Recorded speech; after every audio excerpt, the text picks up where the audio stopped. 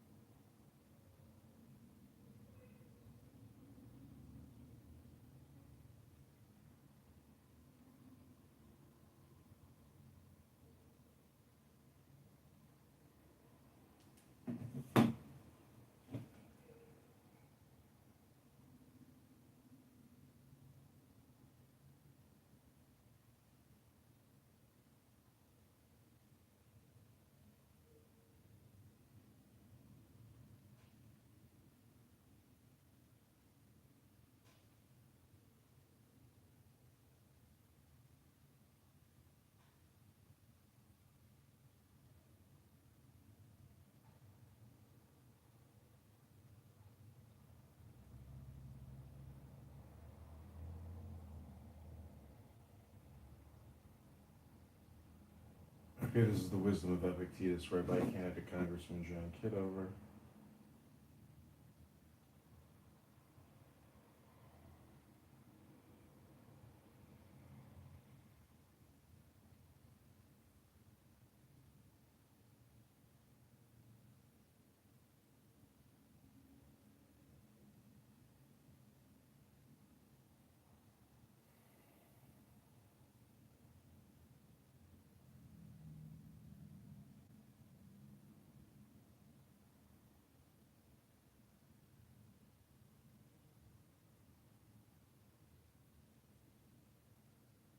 Okay, this is Philosophy and Wisdom of Epictetus read by candidate John. Hope you enjoy.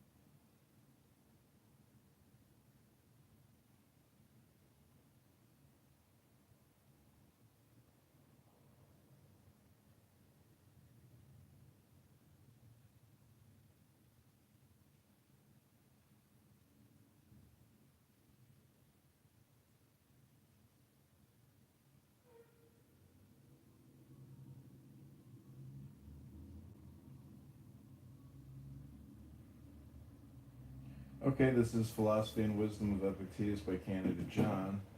Hope you enjoy this morning's book club. Sire, welcome. We're about to read from what's called a book.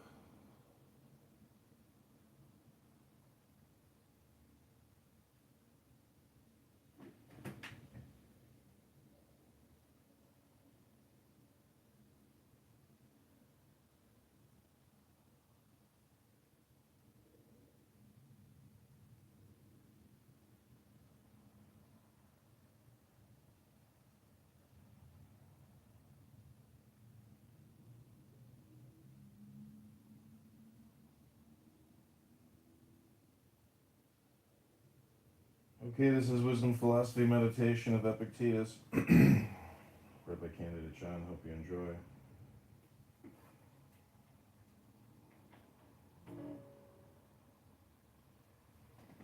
We've got not one viewer, as far as I can tell. We've achieved a state of parity. Equilibrium now. 6-minute setup. We're going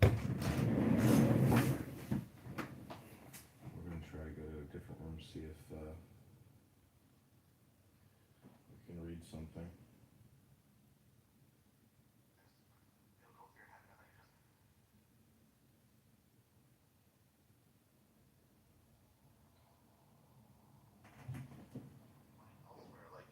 Praying or reading or something that will keep your mind engaged but allow you to not smoke.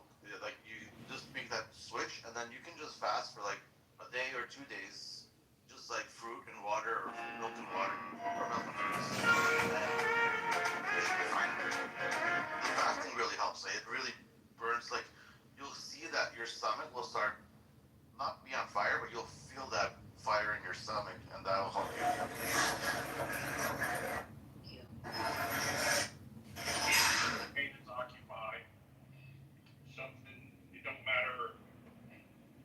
Charlie, I don't know if you can see us now, but if heaven has a... Because part of your smoking Like this discharge petition. We only need 2 of them. For your own pleasure. And he said she was a big... That's true. Serendipity, can I ask you a question? I know it may be off topic what we're talking about. Sure, go ahead. Have you ever heard of a non-stimulant called Intuniv, or guanfacine, it's also known as? I have not. Okay, it's, with kids with ADHD, there's stimulants, the Adderall and the, now what's the other one? The Adderall and the Ritalin family, right? Right. And then you have the non-stimulant class, which is like the Strattera, and, the other things, Intuniv, guanfacine, which the way those things work apparently is you have to take that every day. You can't miss a day, whereas with the stimulant, apparently you can miss a day or whatever. But, and it builds up in your system and then eventually it works towards you. I just want to see what your thoughts are. They're not the same as the stimulants, but apparently they have the same desired effect. I don't know if you can look them up, but like ADHD non-stimulants, you'll see like Intuniv is one, Strattera. I'm just curious your thoughts because you have a pretty good perspective. You got me to get her off the main stimulant, the Ritalin family. But Yeah. Well, I will. I'll actually look into them, Naveen, and I'll get back to you. Yeah. How are you noticing it working for her? Well, I mean, so Intuniv is more something for impulse. Right. And Master, so, she used to have this thing where she would constantly put her shirt in her mouth, and she's 12, it's like, you kind of, like, it looks out of place now, when you do that kind of, when she's younger, it's like you can get away with it, she's a kid and all that, but, and so, I see her doing it a little less, I see her being a little bit more conscious when she's doing it and able to control the impulse to like tap her feet or tap her fingers, or she used to have to bring something with her to squeeze in her hands to let her focus. Now she's not necessarily getting better at focus. When she was on Ritalin, she used to be able to focus in the class, and then we'd give her Ritalin and this non-stimulant, but I see the impulse got a lot better. We're still focusing, still trying to get her focus back to where it was when she was on, the Ritalin. Right. But, I took her off it because of the side effects of it. So, but the impulse is being controlled, and then they're saying, well, there's another non-stimulant that you could give if you want to go that route, and that controls focus back to where it was when she was on focus. Then why the hell are you giving me a stimulant if the non-stimulant? It's really bizarre. So I'm just like, okay, now I'm like, this is shady. Like, what did I do? Did I do the right thing? So it's kind of, kind of weird. Yeah, that's the thing is, I think mostly you have to communicate with her. You have to see how she's feeling about it, how it makes her feel, or are there any negative drawbacks to what she's doing, even if she's not getting the optimal focus results yet. she's still really young, and to some extent, like, I feel like those behaviors can be improved with maturity and People who are vaccinated, they can feel safe that they are not going to get infected. still I got occur. infected about 2 weeks ago. I don't necessarily think it's a bad thing that somebody can't sit and focus on something for even an hour. I know my brain doesn't work that way. Like, I have to work. But serendipity. I think the issue is, and I think a lot of it. Wait, King, I hate to interrupt. Do you guys know what conversational hypnosis is? So what I was saying is that I think part of the problem is more about me and my psychology and what I went through when I was a kid that I'm more worried she's gonna go through. I mean, I do see her doing it where kids are saying to her like, "Oh, you're weird. Like you won't shut up," or and they'll say those things, and I just say, "Okay, avoid those kids. Find a kid that you like." Right. But there is a kid that she likes, and she sits and talks to, and she's like, "You just said the same thing 3 times," and she's like, "Oh, okay." But at least the girl's nice enough to her. Go, no, sit next to me. I want to sit next to you. But Focus back to where it was when she was on. kind of guiding her, like, hey, don't keep repeating yourself. Like, it doesn't look good. So those, that kind of awareness helps. But part of it is me concerned because she's gonna go through what I went through. And I do see a lot of girls do see her like they're already in the next phase, and every doctor, like psychologist, like speaking, she gets physical therapy. They're like, look, her maturity is like 1 or 2 years behind. That will be tough as she gets older because girls can be, moody and bratty, and they can do all this stuff. So it will be difficult. And you'll have to give her support so she doesn't get depressed. And I think part of it is me getting more frustrated at what I want her to be versus what she is. Because I end up like, sometimes I'll even mock her, and I'm like, why did I say that? I'll be like, why are you acting like a third? You'll mock your daughter? You mock her? And I'm like, why? And then I'm like, why did I just say that? But I get so frustrated because I'm like, you're doing something so simple and you can't do it. And I'm just like, oh man, what am I doing? So some of it is me too. Let me tell you too, like, you have to kind of tackle some of those issues one at a time. I was going through, me and my daughter, we communicate really well together. Like, there's really not like a whole lot that we can't talk about and discuss. We started butting heads relentlessly because she cannot be on time. To save her life, she cannot be on time. You can tell the girl 3 days ahead of time, we're gonna go do this at X time. Like, what do you need to do to get there? Like, it's very important. We got.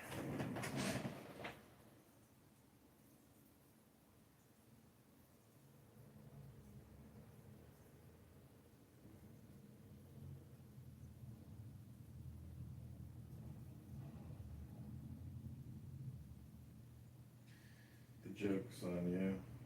Oh, just let it go.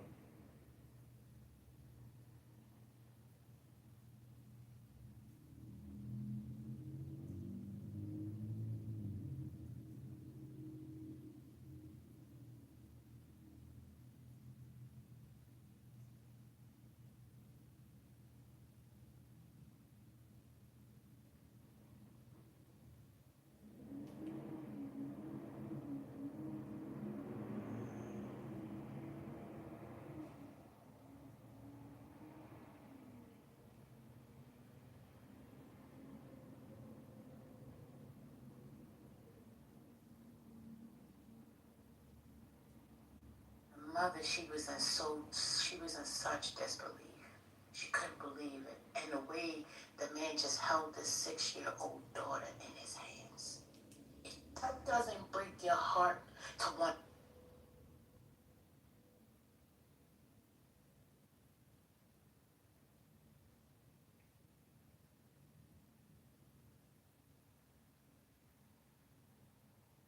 Okay, we're going into the book club.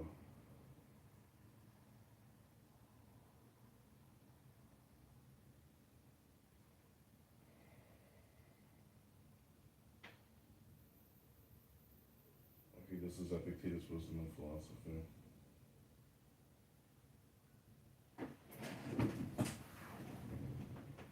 Welcome, Paola. We're about to read what's called a book. We have I've done a scanning of what's available on Clubhouse, and we have found that it's the same thing.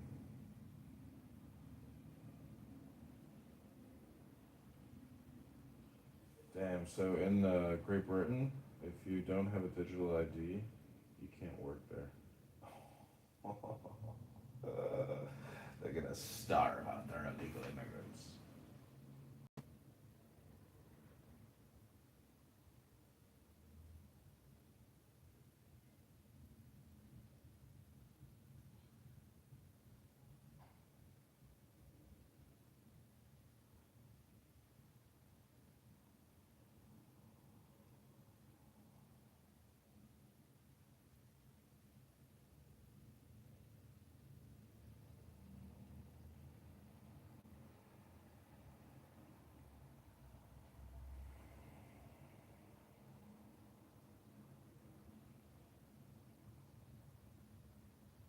Okay, this is book club. 16-minute setup to get here. We're ready to begin. Okay, without further ado, I give you Epictetus.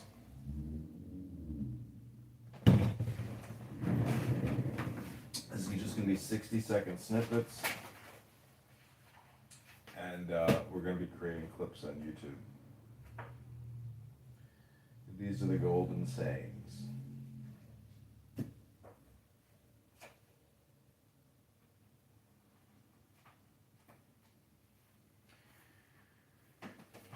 Are these the only works of providence in us? What words suffice to praise or set them forth? Had we but understanding, should we ever cease hymning, blessing the divine power, both openly and in secret, telling of his gracious gifts, whether digging or plowing or eating, should we not sing the hymn to God? Great is God, for that he hath given us such instruments to till the ground withal. Great is God, for that he hath given us hands and the power of swallowing and digesting, of unconsciously growing and breathing while we sleep. Thus should we ever have sung, yea, and this the grandest and divinest hymn of all. Great is God, for that he hath given us a mind to apprehend these things and duly to use them. What then? Seeing that most of you are blinded, should there not be someone to fill this place and sing the hymn to God on behalf of all men? What else can I, that am old and lame, do but sing to God? Were I a nightingale, I should do after the manner of a nightingale. Were I a swan, I should do after the manner of a swan. But now, since I am a reasonable being, I must sing to God. That is my work, I do it. Nor will I desert this my post, as long as it is granted me to hold it, and upon you too I call to join in this self-same hymn.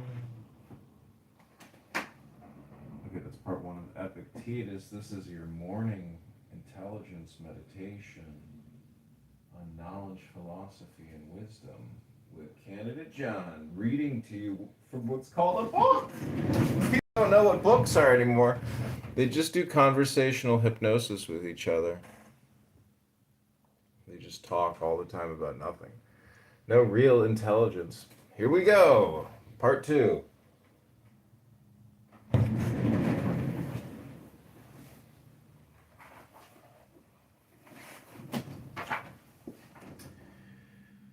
How do men act as though one, returning to his country, who had sojourned for the night in a fair inn, should be so captivated thereby as to take up his abode there? Friend, thou hast forgotten thine intention. This was not thy destination. It only lay on the way thither. Nay, but it is a proper place. And how many more of the sort there be only to pass through upon thy way? The purpose was to return to thy country, to relieve thy kinsmen's fears for thee, thyself to discharge the duties of a citizen, to marry a wife, to beget offspring, and to fill the appointed round of office. Thou didst not come to choose out what places are most pleasant, but rather to return to that wherein thou wast born, and where thou wert appointed to be a citizen. Try to enjoy the great festival of life with other men. But I have one whom I must please, to whom I must be subject, whom I must obey, God, those who come next to him. He hath entrusted me with myself. He hath made my will subject to myself alone, and given me rules for the right use thereof. Rufus used to say, if you have leisure to praise me, what I say is not. In truth he spoke in such wise that each of us who sat there thought that someone had accused him to Rufus. So surely did he lay his finger on the very deeds we did, so surely displayed the faults of each before his very eyes. But what saith God? Had it been possible, Epictetus, I would have made both thy body of thine and thy possessions free and unimpeded. But as it has been outdeceived, it is not thine own, it is but finely tempered clay. Since then this I could not do, I have given thee a portion of myself, in the power of desiring and declining, and of pursuing and avoiding, and in a word the power of dealing with the things of sense. If thou neglect not this, but place all that thou hast therein, thou shalt never be let or hindered. Thou shalt never lament. Thou shalt not blame or flatter any. What then? Seemeth this to thee a little thing? God forbid. Be content then therewith. And so I pray the gods.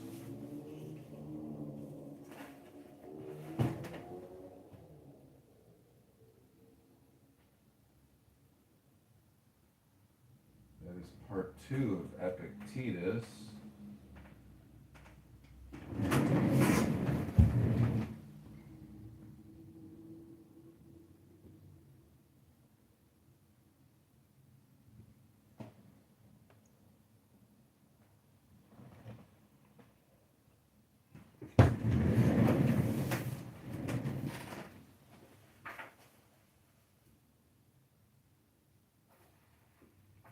Okay, here's part 3.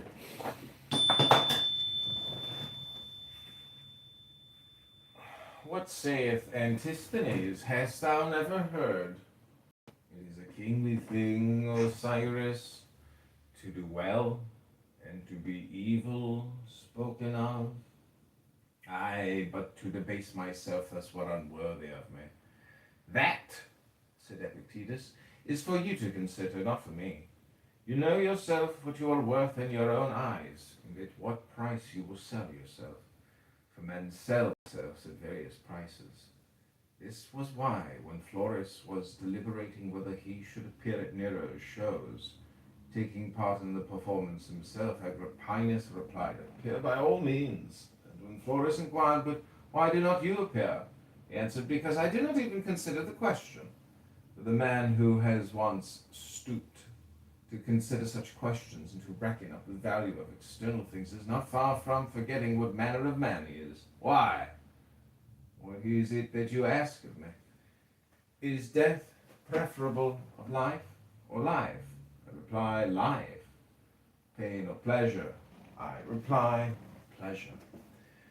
Well, but if I do not act, I shall lose my head. Then go and act. But for my part, I will not act. Why?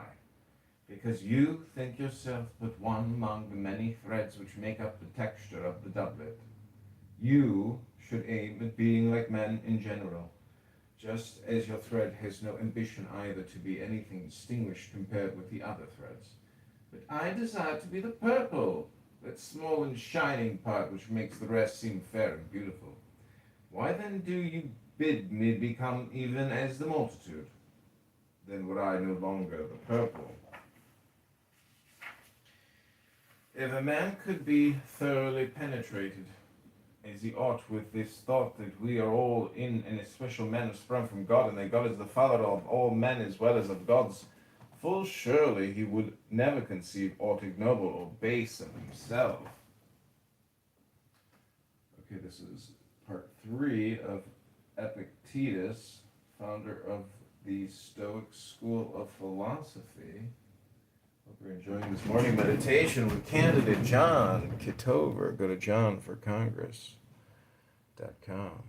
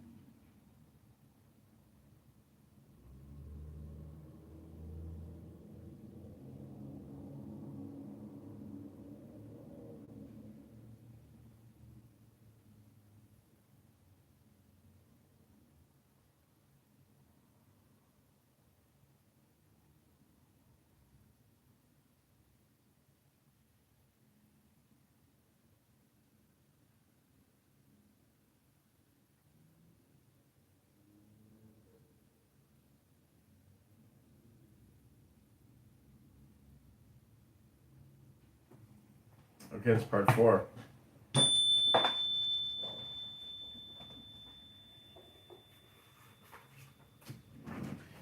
Whereas if Caesar were to adopt you, your haughty looks would be intolerable. Will you not be elated at knowing that you are the Son of God? Now, however, it is not so with us. But seeing that in our birth these two things are commingled, the body which we share with the animals, and the reason and thought which we share with the gods, many decline towards this unhappy kinship with the dead, few rise to the blessed kinship with the divine, since then every one must deal with each thing according to the view which he forms about it. Those few who hold that they are born for fidelity, modesty, and unerring sureness in dealing with the things of sense, never conceive aught base or ignoble of themselves. But the multitude, the contrary. Why, what am I? A wretched human creature with this miserable flesh of mine, miserable indeed, but you have something better than that paltry flesh of yours. Why then cling to the one and neglect the other? Thou art but a poor soul laden with a lifeless body. The other day I had an iron lamp placed beside my household gods. I heard a noise at the door. On hastening down, found my lamp carried off. It reflected that the culprit was in no very strange case. Tomorrow, my friend, I said, you will find an earthenware lamp, for a man can only lose what he has. That is the sayings of Epictetus, the Enchiridion, the golden sayings. That's part 4, read by candidate John. If you're enjoying this philosophy, hit the like button, subscribe to the channel, share the video on your X account, on your Instagram story. That's right. This is called intelligence. Many people have never read this book. Hope you're enjoying. All right, part 4 or 5. We're going to try to get to 10 parts.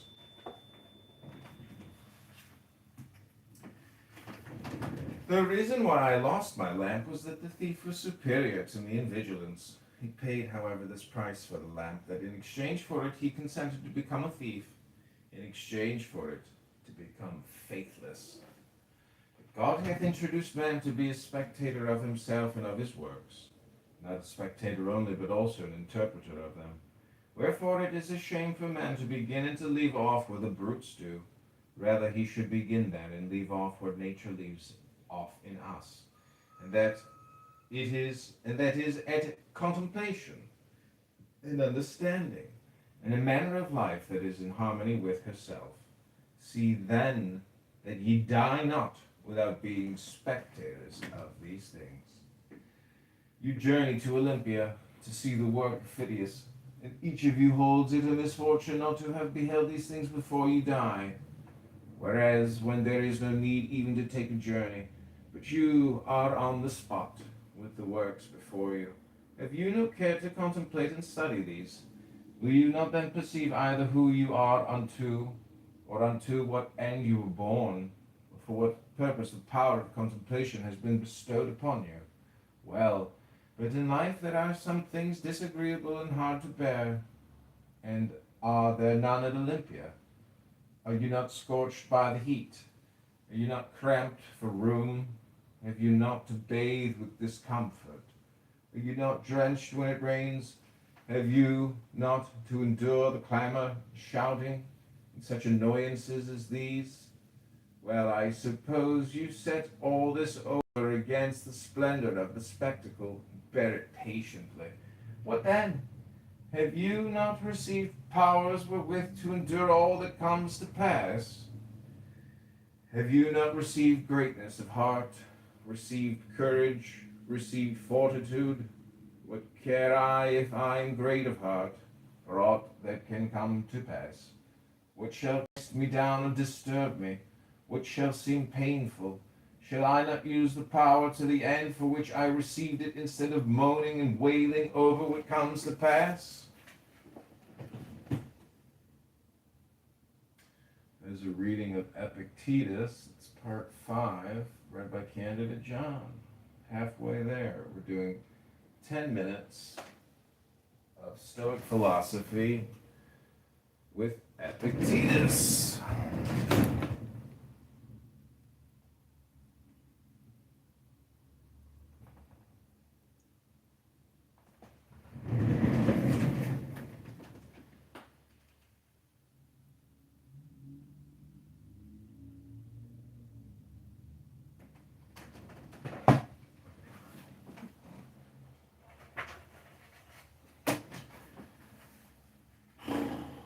If what philosophers say of the kinship of God and man be true, what remains for man to do but as Socrates did? Never, when asked one's country, to answer, I am an Athenian or a Corinthian, but I am a citizen of the world. He that hath grasped the administration of the world, who hath learned that this community, which consists of God and men, is the foremost and mightiest and most comprehensive of all, that from God have descended the germs of life, not to my father only and father's father, but to all things that are born and grow upon the earth, and in a special manner to those endowed with reason, for those only are by their nature fitted to hold communion with God, being by means of reason conjoined with him. Why should not such an one call himself a citizen of the world? Why not a son of God? Why should he fear aught that comes to pass among men? Shall kinship with Caesar, or any other of the great at Rome, be enough to hedge men around with safety and consideration, without a thought of apprehension? While to have God for our Maker, and Father, and kinsman, shall not this set us free from sorrows and fears?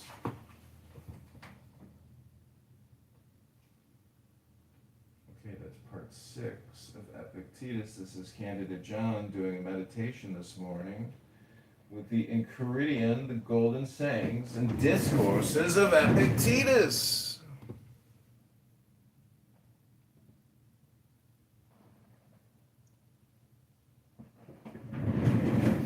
Okay, this is part 7.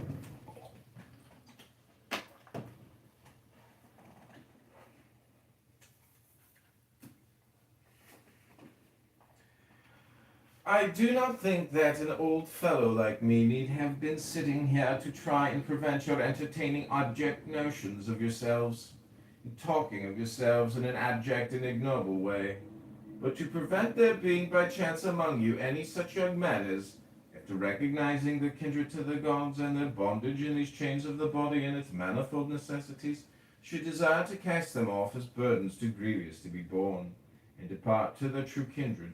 This is the struggle in which your master and teacher were he worthy of the name should be engaged, you would come to me and say, Epictetus, we can no longer endure being chained to this wretched body, giving it food and drink, rest and purification, aye, and for its sake forced to be subservient to this man and that.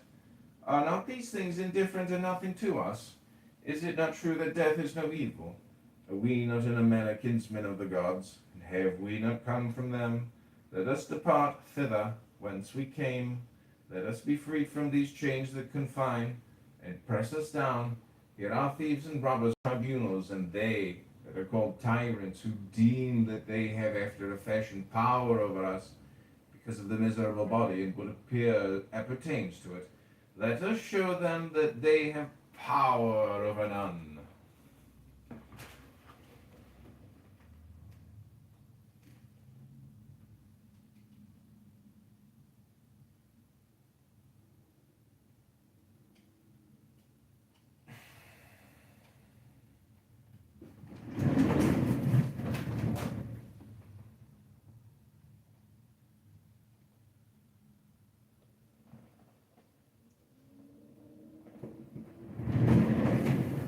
Okay, this is part 7.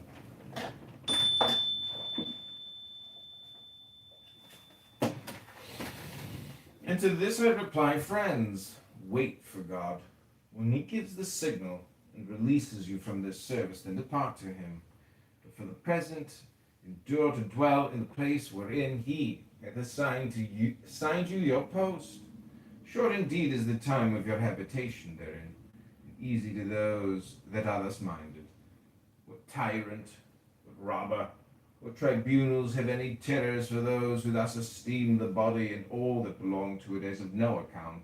Stay, depart not rashly hence.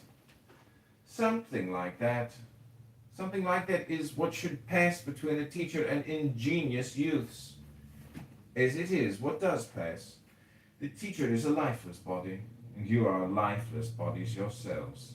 When you have had enough to eat today, you sit down and weep about tomorrow's food. Slave! If you have it, well and good. If not, you will depart. Door is open. Why lament? What further room is there for tears? What further occasion for flattery? Why should one envy another? Why should you stand in awe of them that have much or are placed in power, especially if they be also strong and passionate? Why? What should they do to us? What they can do, we will not regard.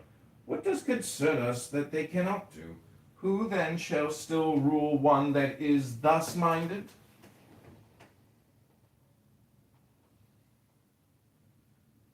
This is Candidate John reading and creating the Golden Sayings of Epictetus. That's part 7. These are 60-second shorts for YouTube. We're reading the Stoic philosophy of Epictetus. I hope you're enjoying. Hit the like button. Subscribe now. Share the video. This is part 8. We're doing 10 parts.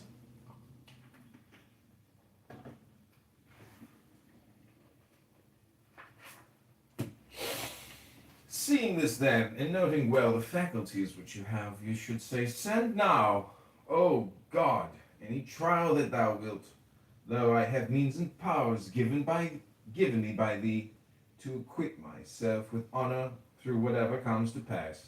No, but there you sit, trembling for fear certain things should come to pass, and moaning and groaning and lamenting over what does come to pass.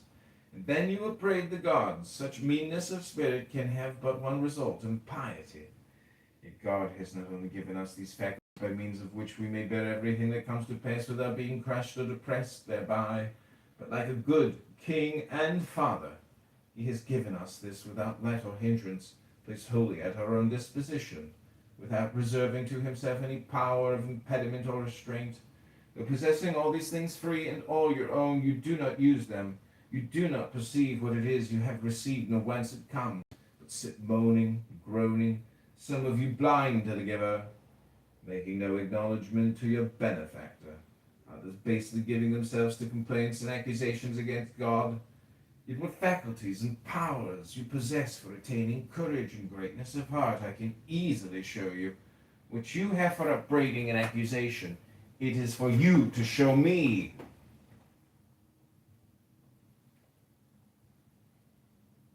Candidate John reading Epictetus, the Golden Sayings, otherwise known as the Enchiridion. This is the school of Stoic philosophy.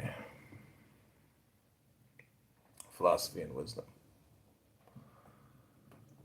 Hope you're enjoying. Okay, this is part 9.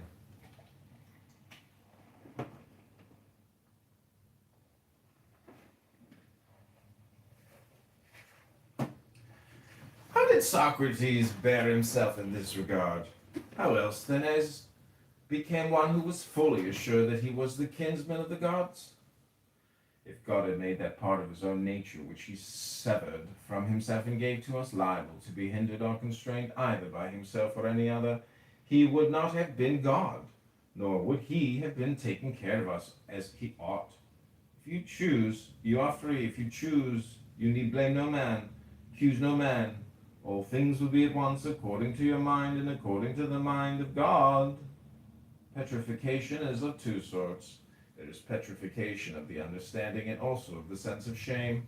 This happens when a man obstinately refuses to acknowledge plain truths and persists in maintaining what is self-contradictory.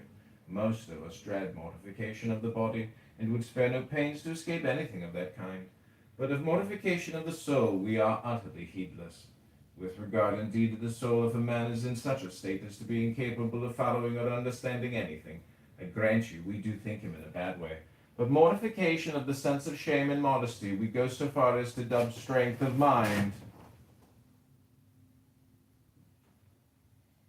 This is the Golden Sayings of Epictetus, read to you by Candidate John.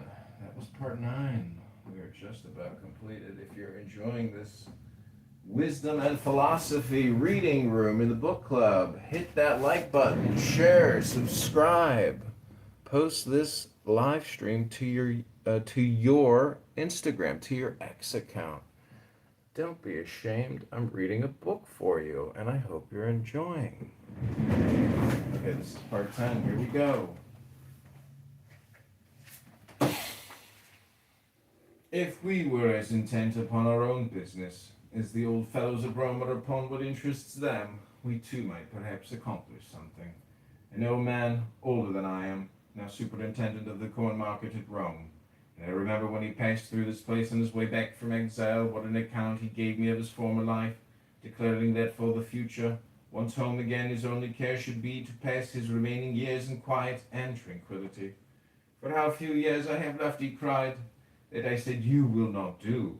But the moment the scent of Rome is in your nostrils, you will forget it all. And if you can but gain admission to court, you will be glad enough to elbow your way in and thank God for it. Epictetus, he replied, if ever you find me setting as much as 1 foot within the court, think what you will of me. Well, as it was, what did he do? Ere he ever entered the city, he was met by a despatch from the emperor. He took it and forgot the whole of his resolutions. From that moment, he has been piling one thing upon another. Should like to be beside him to remind him of what he said when passing this way, and to add how much better a prophet I am than you. What then? Do I say man is not made for an active life? Far from it. But there is a great difference between other men's occupations and ours. A glance at theirs will make it clear to you. All day long they do nothing but calculate, contrive, consult how to wring their profit out of foodstuffs, farm plots, and the like. Whereas I entreat you to learn what the administration of the world is, and what place a being endowed with reason holds therein, to consider what you are yourself, and wherein your good and evil consists.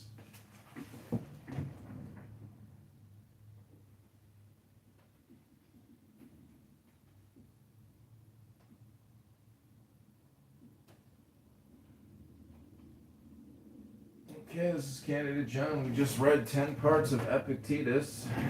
This is Wisdom and Philosophy, the Golden Sayings of Epictetus, the Enchiridion. Hope you've enjoyed it. I'm going to take a reading break. We're going to jump into a clubhouse room and see if it's possible to read 60 Seconds of Tanya or 60 Seconds of Toira. Can't see the rooms anymore.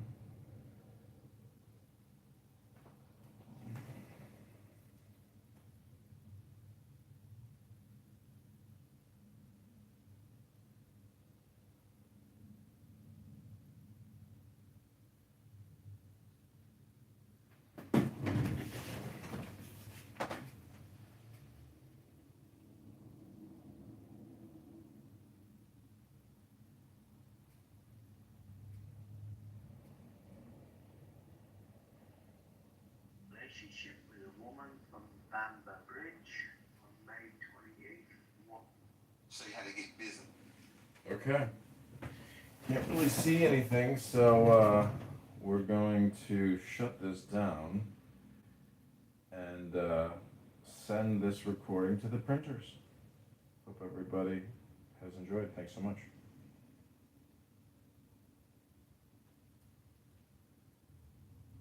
Go to johnforcongress.com.